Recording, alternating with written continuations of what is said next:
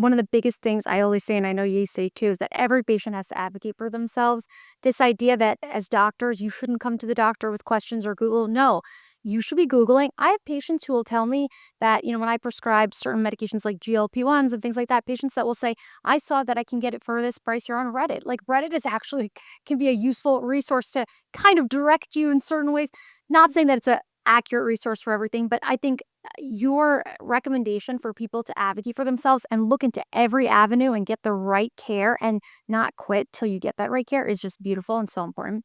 But one thing I think that I could be wrong, but that I'm kind of teasing out that seems like it happened to you, which I see so much, is that there's this breakdown that happens from pediatric cardiology patients to adult cardiology.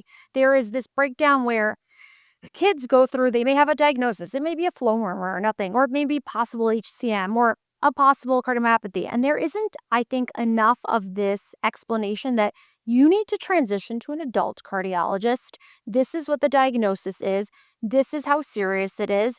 People often are graduated from pediatrics and then there may be years, there may be decades before they are, we find out they have a congenital cardiovascular disease incidentally. And they'll be like, oh, yeah, when I was younger, I had X, Y, or Z, and I'm not sure what it was, which is really common. And there's this huge drop off. So it's tough, right? Because oftentimes when you're a kid, you don't know what's going on. I mean, I never even heard of these things when I was a kid. Then also for the parents, it can be tricky too. So it's tough. I think that if you're someone that's 18 and you've been seeing a doctor for a specialist for something, you don't need to know everything about it, but just know that you should find that version of that doctor as an adult to keep that continuity.